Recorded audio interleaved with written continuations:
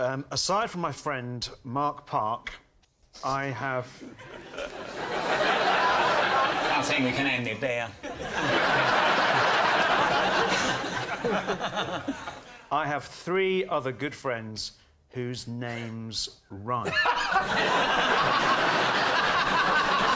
Let's not rush any questions. Just never mind I'm rushing sorry, the Ben, I'm going to questions. have to ask you for the names of the friends. Very quickly. Right You take now. your time. You take your time. Richard Pritchard. That rhymes, to be fair. That's Yeah, that was a good one. Mark Park. No, we've had Mark Park. There's three other friends on top of Mark Park. Richard Pritchard. You need 2 more. Dave Clave.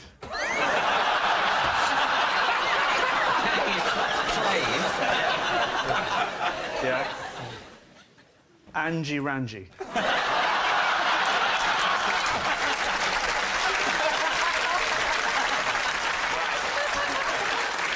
And what's Richard Pritchard's job? How do you know him? I know him from school, and he's a quantity surveyor. How do you know Angie Ranji? Where did you meet her? Well, funnily enough, she was in an acting class with me on the Isle of Wight. Where did you run into Dave Clave? Please say her, Rave.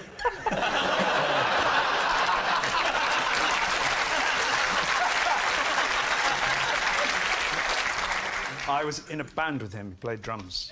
So, all of these people have lived their lives with matching forenames, surnames. Have none of them ever, like, said, you know what, I think this sounds ridiculous, I might change it?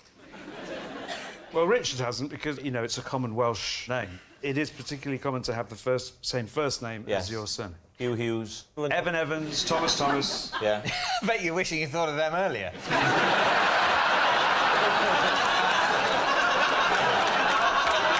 These friends of yours, are they in a small social circle? For example, has Richard Pritchard ever met Angie Ranji? Dave Clave has met Richard Pritchard. Under what circumstances? My 40th birthday Why party. didn't Angie Ranji go? I was in a production of Twelfth Night with Angie Ranji on the Isle of Wight, and we only knew each other for the period of one summer in about 1991. She was a friend of mine, but she wasn't at my 40th birthday, whereas Dave and Richard were. And why did Mark Park not make the birthday party? We're not that close of friends. Oh. So why do you think you and Mark have never really... Well, quantity survey. You know, I guess. So Mark's a quantity surveyor? Yeah. I thought Richard Pritchard was a quantity surveyor. What's Richard Pritchard again? He's a chartered surveyor. Chartered surveyor, yeah. Which one? Are they both? Are they in a practice? Park and Pritchard? Does this have the ring of truth? Well, do you know it did before the quantity surveyor? I think he said Richard Pritchard was the something surveyor. He said chartered surveyor for Richard Pritchard. And Now then we've got a quantity surveyor. For Mark Park. But if the surveyor's thing is... If Ben has planted that surveyor doubt in our minds, then that's so brilliant it deserves the point. I agree. So I think... So you're going to say... Lie. Lie. Lie. Saying it's a lie. Ben, truth or lie? It is a lie. Sean Locke, you're next. While travelling around Europe, my friend and I came up with a scheme to make money on the beach. Please, team. What was it? It was jewellery. We used to sell jewellery. What kind of jewellery was it? It was earrings. And where did you get the earrings from?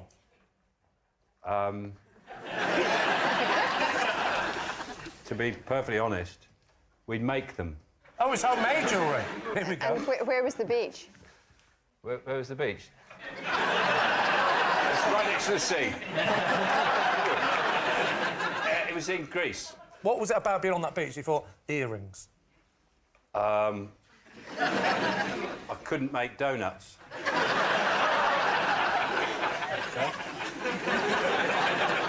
What did you make the earrings out of? Well, I didn't make them. My friend made them. And what did he make them out of? beads. Now, this friend, Sean, what was his name? Spud. Spud. Spud. Spud. Yeah. Was his name. Spud the Jew. But my job was to sell them. Oh, So you're the salesman. So give us a bit of pad. Imagine David he's on the beach in his thong, he's relaxing. Finally, he can be himself, OK? And you come along and you look at his ears, they're unadorned, you think there's an opportunity, off you go. Well, the first thing, if he's got a thong on, I'd ask him to turn over. You can roll onto your back, please. And would you like me to rub a bit of cream into that area, because I don't think that's ever seen the sunshine. He wasn't the target market, isn't... Well, Richard likes a bit of jewellery. You like, like a bit of jewellery an around the neck, so sell them to Richard. Are you having a nice time? Yeah, I'm having a lovely time. Do you want to buy some earrings? Not really, no. What's wrong with me? All right. Turned over and everything. Do this. Spud! Help! What was Spud's real name? Keith. Why did you call him Spud? He always had a jacket on? What?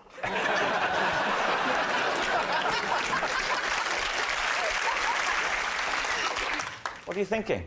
Judy, do we think that's truth or a lie? I think it's a lie. You're I not... can't see him selling beaded earrings on a beach. Would you buy anything from him? No, nothing. You know what I'm going to go? I think Judy's right. You think it's a lie? Yeah. I'm going to go with the team. You're going to say lie. Sean, truth or lie? True. Yes, it's true. Sean did used to sell earrings on the beach. One Friday after school, I swapped our family cat for a scotch egg and a smurf. When my mum found out on Monday morning, she made me swap them back. Right. Well, when was this, first of all? How old were you? 13. But more important than how old was he or anything to do with him, the cat. What? I mean, seriously, we're very concerned about the cat. I am. I'm a bit more concerned about the smurf, if I'm going to be honest. I'm most concerned, the scotch egg, what was your logic? Would you hide it under your bed for a whole weekend? Why don't you three have a little chat, and when you worked out collectively what you're most concerned about, come back to me. Can I start? Please do. Okay. What was the cat called? What kind of cat? What colour, please? The cat was called Snowdrop, and as the name implies, it was tortoiseshell. Who did you swap with? Should I name him? I don't know, unless he's in prison at the moment and he's... I don't know, I haven't seen him for a long time. It was a kid who lived on an estate nearby. Just give us his first name. Lee. Just with the scotch egg, you wanted the scotch egg. You wanted the scotch egg so badly that you traded a living mammal for it, and then you just put it under your bed for 48 hours? To be fair, trading a scotch egg for a living mammal is exactly what's necessary in the manufacture process of a scotch egg. You start off... People have decided they have live pigs, but they don't like the live pigs enough. What they want is no pigs, but scotch eggs. Right. Why did you want the scotch egg? I presume for the obvious that you like them and you wanted to eat it. Yes. Why didn't you just eat it there and then? Why didn't I just eat... You said you swapped them back again on the Monday. So why did... That suggests you still had the scotch well, egg hang on. I mean, the was Monday. it the same one, or had you consumed it and then you just had to give a scotch egg back? That's right, Rob. It's like the bloody Welsh Mafia, this. You can't help him out. Could I get back to the cat? Cats obviously are very territorial, so would the cat not try and come home? Because they normally do if they've gone out away. He didn't. Not that weekend. Talk us through the actual exchange process. I tell you what, Rob, you stand up. We'll go through it. Come on, I am standing up. I'll role play it with you. Right. OK, so imagine I've got my family cat in my hand. All right. And you in with this hand, you have a scotch egg. Where are we now, Rod? Where are we? We're in Wales. Are we in Wales? We're in Wales. Oh. We're in Wales. Right, nice. Let's just take a minute. Let's just take a minute. It's lovely. Go on. Right. So we're in Wales. Yeah. I've got a cat in my hand. All right. Right. You've got in this hand a smurf and a scotch egg. Yes. Right, now we swap them over. All right, here we go. This is how it happens. This is going to be difficult. Okay.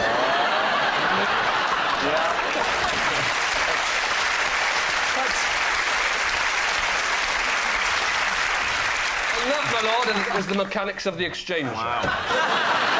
You can put the cat down now. Gently, Rob, gently, yes. So what do you think, Lee? Does this sound truthful to you? I don't think he's shown any affection for Snowdrop, and on that basis alone, I think it can't be true. Well, weirdly, the exact same reason, I think it is true, because I know him to be heartless. I can show you some affection. What do you want to know about Snowdrop? I can show affection with Snowdrop. All right, how would you stroke him? Her. No, got ya. That, you have changed the sex of that cat at least 3 times. I promise you, even You have! I don't think vets should agree to do that.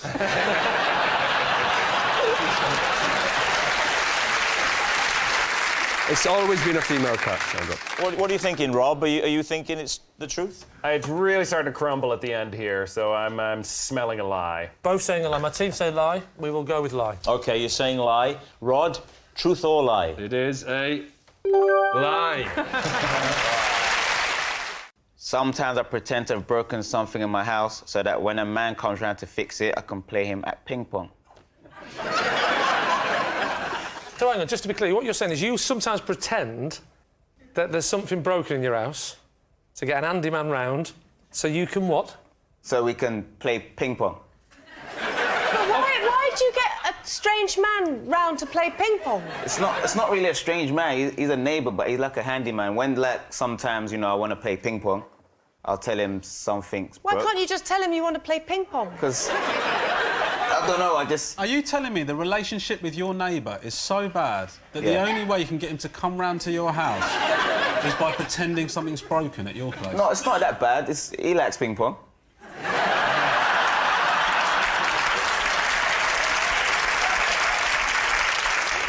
What's he called? What's he called? I don't know, I've never met him. What's he called?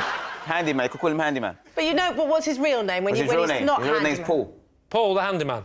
Paul, yeah, Handyman Paul, really, not And Paul how the long have you handyman. known Paul for? I've been living there for maybe the past 3-4 years, so And yeah. That how long. many times has he played ping-pong with you in that Oh, time? loads of times. Always something wrong in my house.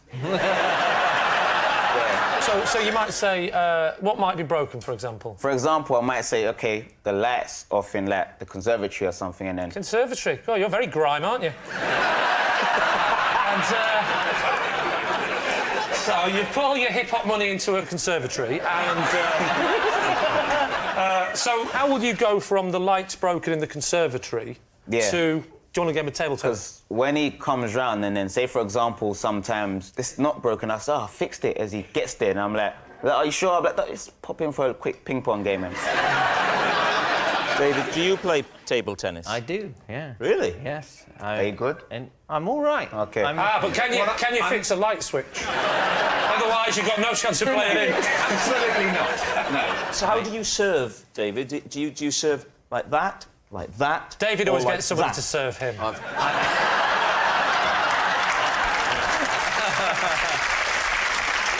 Tinchy, I'd really like to sort of to get an idea of how you move the conversation to ping-pong. So let's say you've broken your TV. So how would it go? I'll be Paul the handyman. Hello. Oh, I haven't opened the door yet. Is it sticking? I can fix that. Actually, no, I can't, because we're going to have to play table tennis again, aren't we? When someone knocks your door, like, knock, knock, I say, who is it? I don't open and say, who is it? OK. Who is it? Paul, the handyman, you phoned me about 3 minutes ago about your television. Who do you think? Oh, hello, Paul. Yeah. Open the door. You're in. What's up? What's up? You tell me. It's your telly. That's I want to see what is happening. Your relationship with him is very sarcastic. You try being his ping-pong mate. You start getting sarcastic. How do you introduce ping-pong? I say, oh, yeah, do you want a drink? And then he'll be like, I'm all right. And I'm like, do you want a game? Kind of simple. And you give him the special drink and he wakes up in the table tennis. It's like... Now, answer me this. What is he wearing? What's he wearing? When he wakes up. When he wakes up? Have you dressed him as a professional table tennis player? No. He's strapped into a mannequin. I'm sick of this! So what are you thinking, Lee? Is this looking plausible? Gabby? I think it's true because he doesn't want to be too upfront with Paul, the handyman, so he invites him round to fix... Handyman Paul. Sorry, handyman Paul. With handyman Paul for ping-pong. Ping-pong Paul. Even that name is better. Ping-pong Paul. Ping-pong Paul. So what are we thinking? I think it's a lie. So Romesh says it's a lie. Yeah. I think it's true. Gabby says it's true. Difficult It's got to be a decision. lie. It's a lie. OK, Tinchy, truth or lie? Everything I was saying was all true.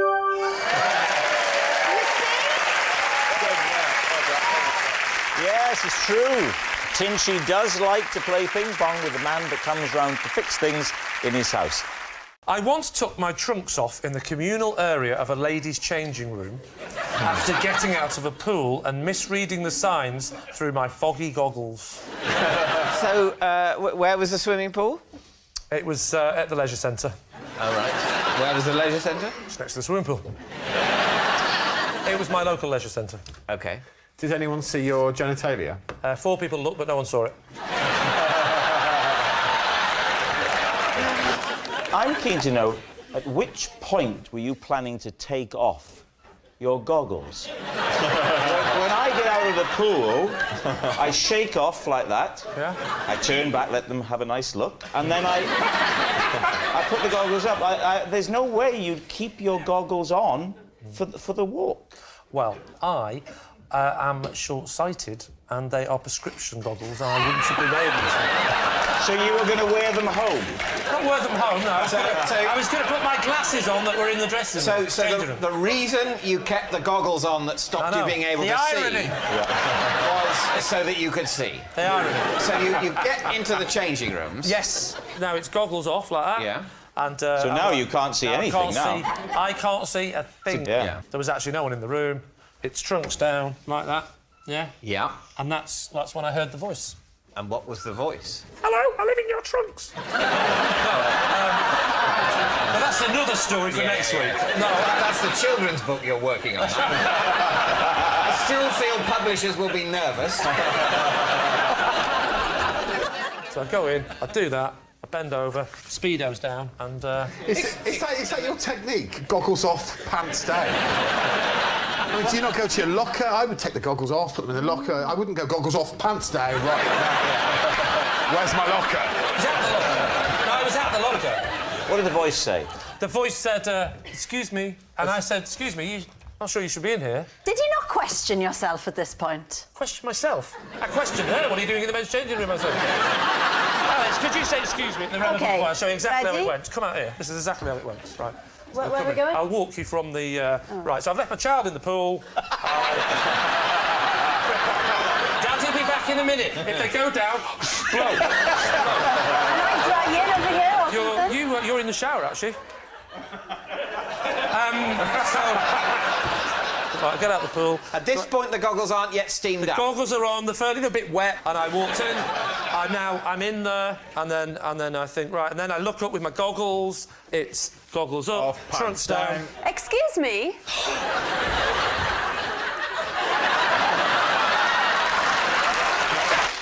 You're that woman from the One Show. This is the ladies. Get out, you pervert. I think you'll find this is the men's changing room. Hang on a minute. No, that's not right. Because if you said that to her, I think you'll find this is the men's changing room and you believed it, then your system would kick back in again. Bam, the pants would be... Oh, no. I wasn't going to make a point and go, right, come on then. Beat that!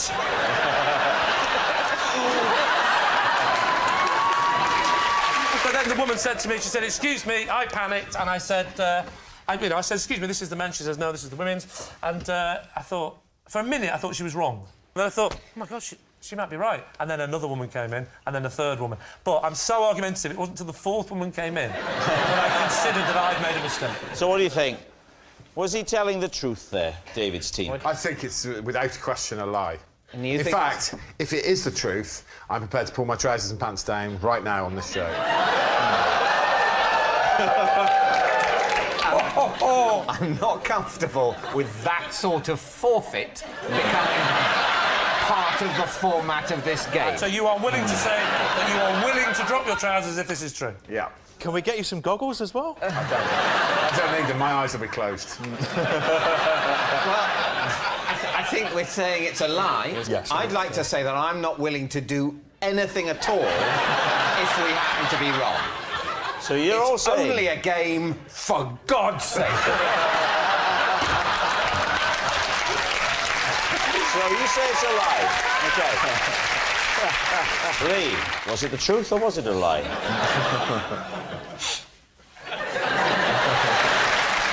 True.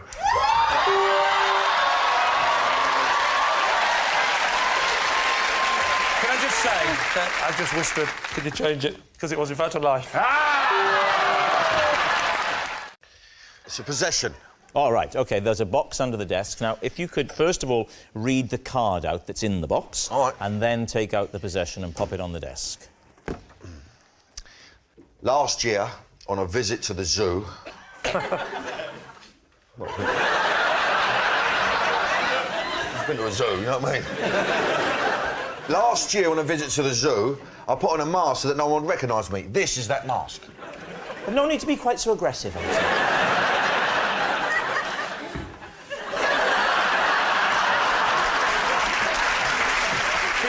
Face, please. Yeah, no, I'll whack it on you, of course. Yeah, let me have a look. Now, can I just hear you say 2 ice creams, please? Can I get a couple of ice creams? Excuse me, I hope you don't mind me asking, but aren't you Danny Dyer? So, OK, now... Can I take it off now? Yes, of course you can. Of course you can. So where did you get that mask from? Huh? You were, don't buy for time. I'm not buying for time. No, I bought it at the zoo, didn't I? Well, where do you think I bought it? Look at it. So, did you plan before you went to the zoo not to be recognised? That was always part of the plan? No, you never know, really. You go out with your kids and that, you know, and... And then when you got to the zoo, you decided to... Well, it was on me, and... What was on you? Like people. People were on you? Not on me. No, but I mean giving you the... Drive me mad, yeah. Right? Nice people, it's all love and all that, but I needed to do something about it because, you know, me little one was getting the hump. You know, I was trying to look at the... You know, the giraffes, a drugged-up giraffe. The giraffe didn't look well, to be honest with you. So you've been around the zoo a bit, you're getting a bit of grief, you've had enough, you go to the gift shop. Any reason why you chose a child's one? Because it looks very small on your head, that night. It was just the first one I picked up. I needed to get one on Lively. I actually bought it, you know, with it on. Do you know what I mean? I whacked it on. You didn't even want the person selling you it to recognise you. Did she not scream and say, we've got an escapee? Danny, where is this zoo? It's round the corner from me. It's in Essex. It's only a little number. You know, there's a couple of rabbits in there. I mean, you know... Did you go and see the zebras? It didn't have any. Not a zebra about them. Well, you say that. Are you sure they weren't wearing a Danny Dyer mask? No. Well, there was one, wasn't there? Yes, there was one. I was disappointed. I ain't gonna lie. Felt bad for her, you know. I took her out on a day out and I took her to a moody zoo. I mean, it wasn't... Moody zoo? A moody zoo. You know, I really promised. I said, listen, bud, me and you were going to go out and have a lovely day. And I took her to see a couple of rabbits and a moody giraffe, you know what I mean? So, in general, you know, it was a bit of a letdown. Do you mind just one more time placing that? Yeah, I'd love to put it on. Love to. It's very small. I reckon that I could recognise you from the voice and what's showing on the face. Yeah. Was this before you were on EastEnders or afterwards? This was before. So you weren't being mobbed loads? Well, still getting it a bit, you know what I mean? A lot of my fans... Can I take this off again now? I wish you would, yes. Yes, I'm a little disturbed. So you know, a lot of my fans hang out in zoos, so... So, you know... So what do we think, Maura? I think he is so cool that he can do other things rather than wear a zebra mask. To stop the attention? People, yes. Like what? Saying, hey, no. I think if you get... So, hang on. So, is that what you do when people ask for photos? Excuse me, are you Moira Stewart? Oh, no.